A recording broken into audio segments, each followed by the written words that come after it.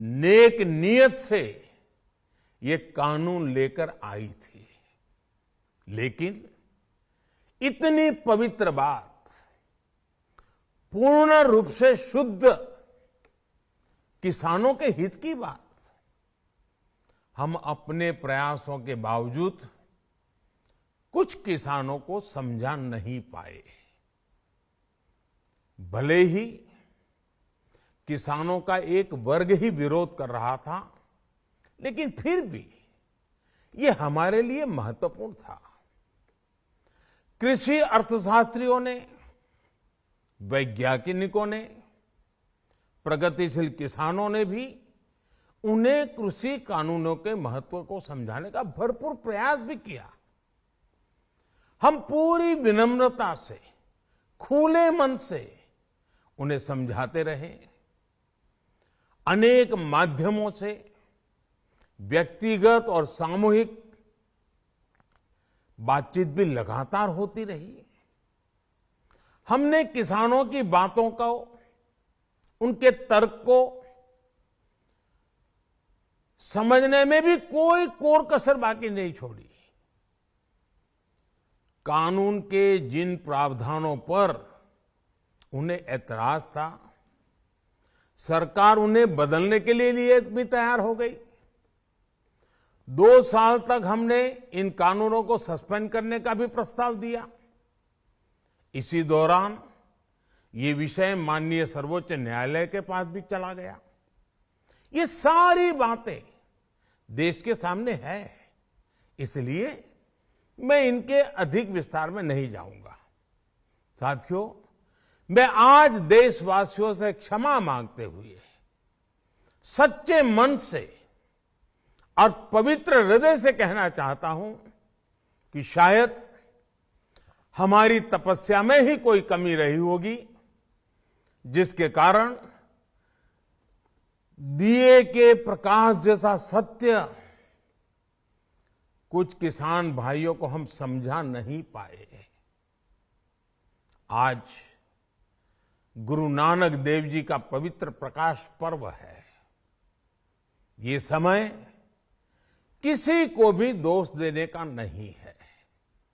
आज मैं आपको, पूरे देश को ये बताने आया हूं कि हमने 3 कृषि कानूनों को वापस लेने का, रिपील करने का निर्णय लिया है। इस महीने के अंत में शुरू होने जा रहे संसद सत्र में, इसी महीने में, हम 3 कृषि कानूनों को रिपील करने की संवैधानिक प्रक्रिया को पूरा कर देंगे। साथियों, मैं आज अपने सभी आंदोलनरत किसान साथियों से आग्रह कर रहा हूं, आज गुरु पर्व का पवित्र दिन है। अब आप अपने अपने घर लौटे, अपने खेत में लौटे, अपने परिवार के बीच लौटे। आइए एक नई शुरुआत करते हैं, नए सिरे से आगे बढ़ते हैं। साथियों, आज ही सरकार ने कृषि क्षेत्र से जुड़ा एक और अहम फैसला लिया है।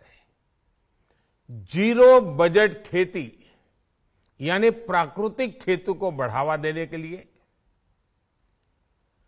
देश की बदलती आवश्यकताओं को ध्यान में रखकर क्रॉप पैटर्न को वैज्ञानिक तरीके से बदलने के लिए एमएसपी को और अधिक प्रभावी और पारदर्शी बनाने के लिए, ऐसे सभी विषयों पर भविष्य को ध्यान में रखते हुए निर्णय लेने के लिए एक कमेटी का गठन किया जाएगा।